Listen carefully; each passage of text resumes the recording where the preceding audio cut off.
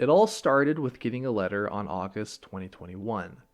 It was a simple, unassuming envelope with the city of Haarlem's emblem, the 5 stars, and the sword next to the text, Gemeente Haarlem. This was more than 2 years ago, so my Dutch was a lot rougher, but as I read and reread the letter, the meaning became clear. My street was up for reconstruction.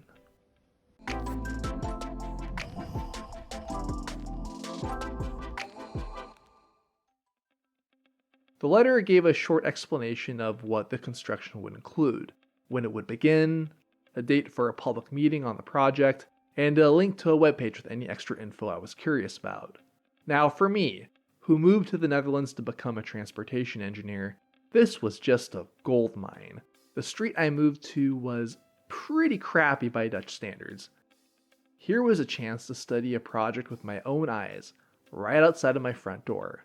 It felt like the universe was giving me a sign of, hey, I know you gave up your cushy job in California, but you did the right thing there, bud. Keep it up. Where I come from, public meetings feel very formal. They're often held somewhere in the town hall, and many cities hold them during odd hours to try to keep as many grumpy NIMBYs away as possible. We didn't have tornadoes here until we started putting into traffic circles. But I didn't have to go to Haarlem City Hall for this meeting. I just needed to show up to my own street sometime between 4 to 7 p.m.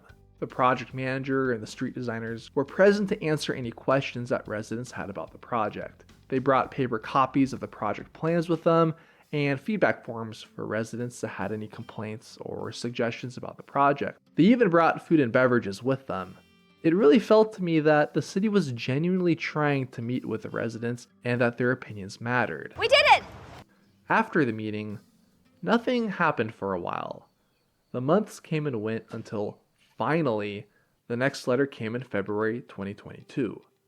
It was from the contractor that the city selected, and announced that the construction would begin on March 6, 2023. It informed about how the construction would be split into multiple stages, when the residents would need to move their cars, and another website link with the final engineering plans.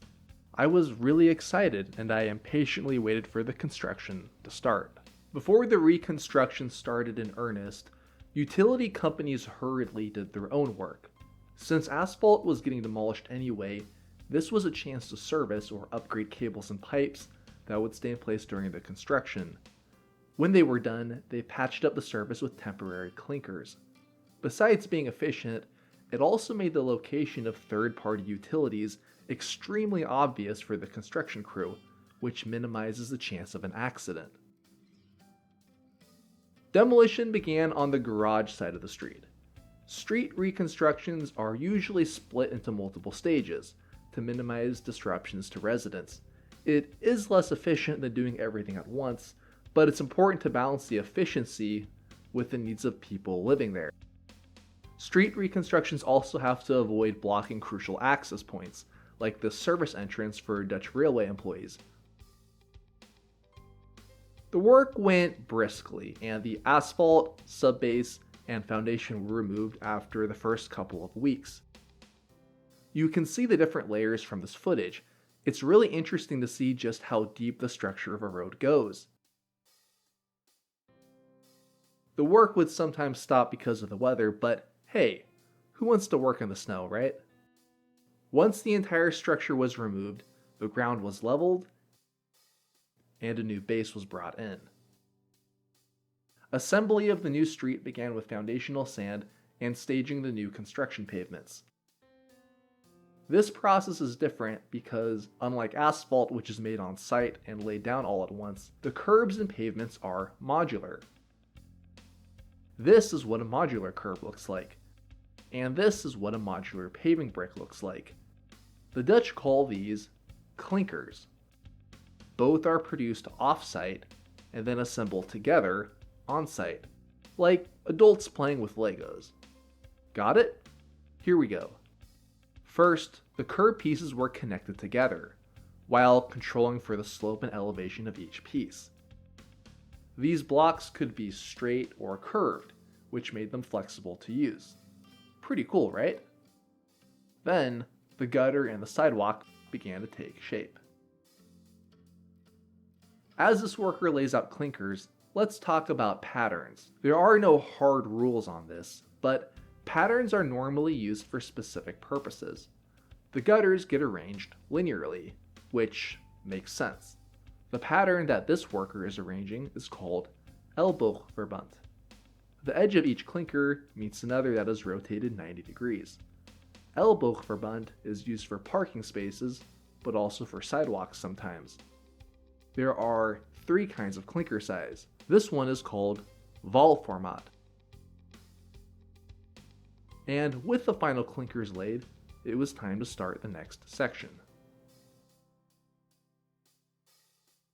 The demolition of the housing side of the street went more or less the same as the garage side. Demolish the asphalt on the base, then regrade. But they were thoughtful enough to lay down rubber mats to replace the sidewalk.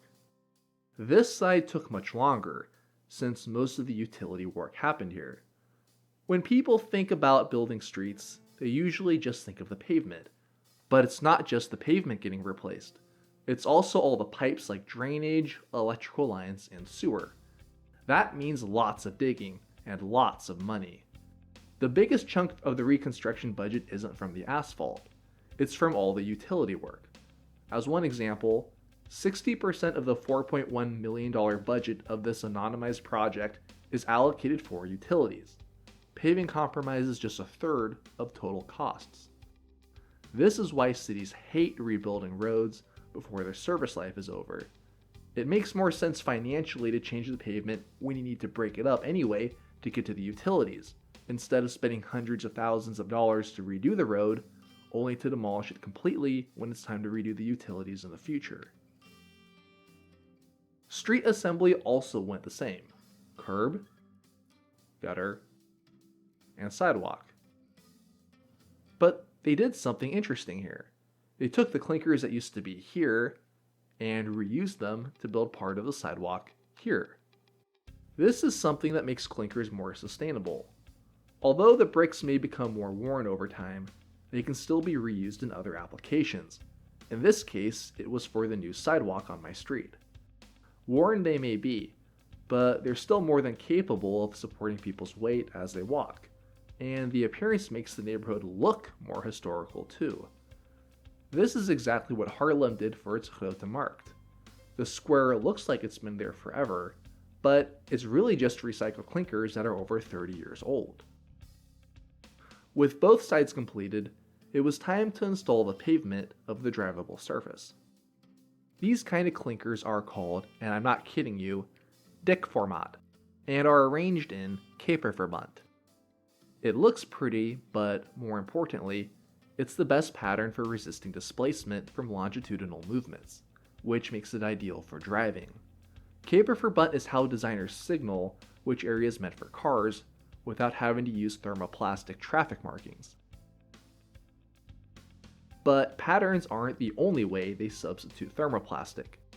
As the parking area at the end of the street was being assembled in Ellboogverband, every third red clinker was swapped out for a white clinker. This is how the parking stripes were created. Also, shout out to the crew for being nice enough to let me film their work up close. I was sure to thank them by becoming their official supplier of Coca-Cola.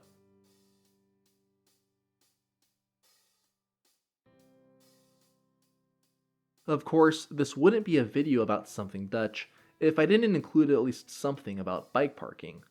The reconstruction reduced the available parking spaces from 23 down to 18. Some of that extra space was used to install 5 tulip-style bike racks next to the car parking, and yeah, I just had to be the first person to use it. The rest of the freed space went to greenery. It's a big priority here in Haarlem to increase the amount of green space in the city, so that's what they try to do every time a street is rebuilt.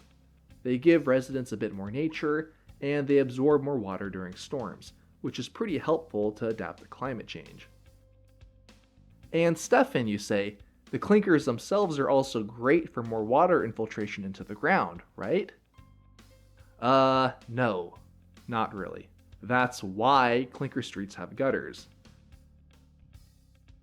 The only type of clinker that's good for this is the honeycomb type, with big enough gaps for grass to grow through it.